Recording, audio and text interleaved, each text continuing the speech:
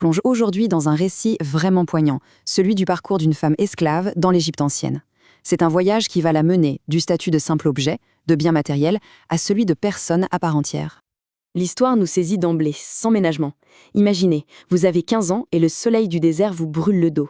Dès les premiers mots, on est projeté dans sa réalité, dans la brutalité d'une vie qui est sur le point d'être complètement bouleversée. Et c'est vraiment ça, le cœur de cette histoire. Cette transformation d'une identité. Comment est-ce qu'on passe du statut d'objet, une chose qu'on peut acheter et vendre, à celui de personne? C'est un chemin qui commence par la déshumanisation la plus totale, pour ensuite, contre toute attente, mener à une reconquête de soi. Alors la première étape de ce parcours, c'est le prix d'une vie.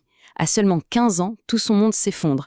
Elle va être vendue, dépouillée de tout ce qu'elle est, et on va même lui voler son nom. Tout commence par l'inspection. Et c'est d'une froideur terrible. On la traite comme du bétail. Elle est examinée sous toutes les coutures, sa taille, la forme de ses hanches, ses dents. Tout est scrupuleusement évalué, mesuré, jugé par de parfaits inconnus.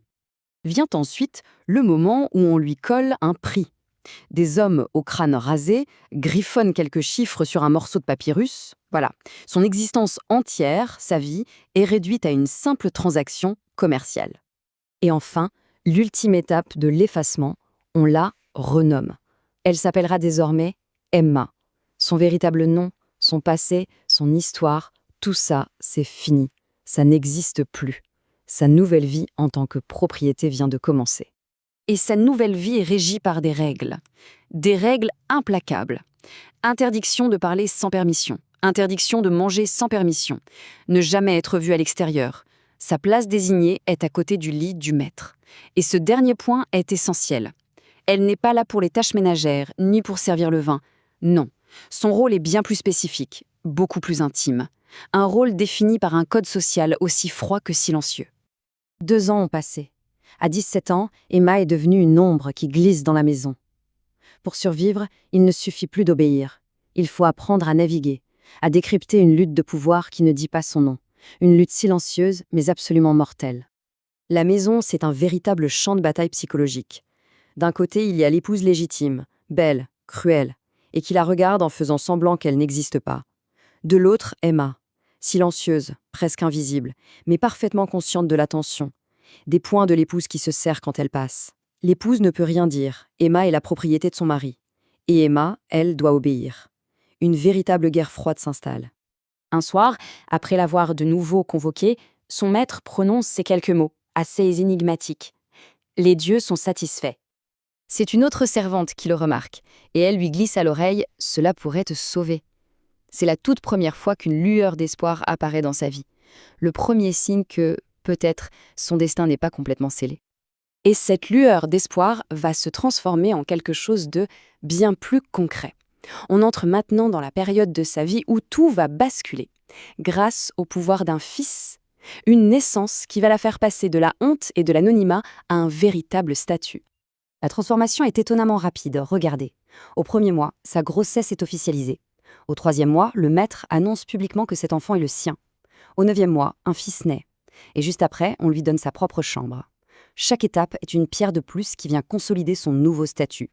Tout est résumé dans cette phrase incroyablement puissante « Ton ventre n'est plus une honte, c'est un pouvoir ». Un pouvoir fragile, certes, un pouvoir qui dépend des autres, mais un pouvoir quand même. Mais bien sûr, ce nouveau pouvoir attise les haines. La froideur de la maîtresse de maison se transforme en menace à peine voilée. Un jour, en la croisant, elle lui murmure « Il se lassera de toi. Attends un peu. » Le jeu de la survie n'est jamais terminé. Ce danger constant la force à vivre entre deux mondes. Entre 25 et 30 ans, toute son existence tourne autour de la protection de son fils, dans cet environnement qui reste profondément hostile. Elle élève un enfant qui, au fond, n'appartient à aucun monde. Il n'est pas vraiment esclave, mais il n'est pas vraiment libre non plus. Alors elle lui apprend les règles de la survie. Toujours prendre les escaliers de service, parler à voix basse, ne pas courir à l'intérieur, ne pas chanter trop fort, et surtout, la règle d'or, ne jamais, jamais la regarder, elle, la maîtresse, droit dans les yeux.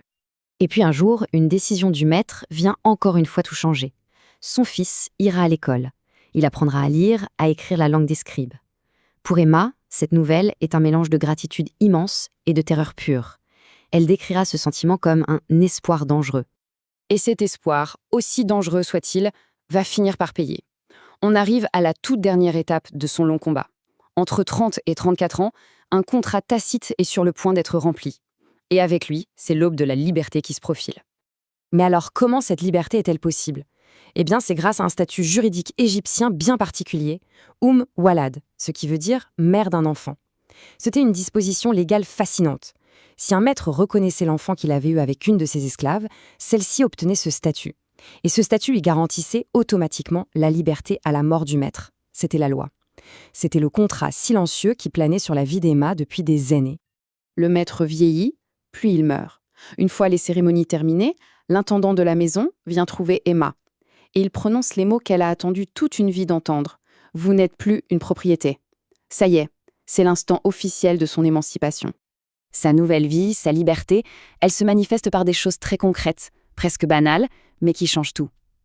Une chambre, avec une porte qui se ferme à clé, de l'intérieur. Son nom, Emma, qui est maintenant inscrit sur des registres, ce n'est plus juste un corps. C'est son fils qui lui prend le bras dans la rue, non pas par devoir, mais par choix. Ce sont les hommes au marché qui s'inclinent poliment sur son passage.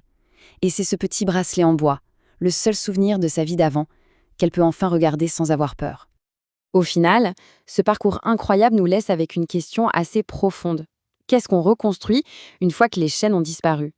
C'est toute la question de l'identité, de la résilience et du sens même du mot liberté. Une question qui continue de résonner bien après que son histoire se soit terminée.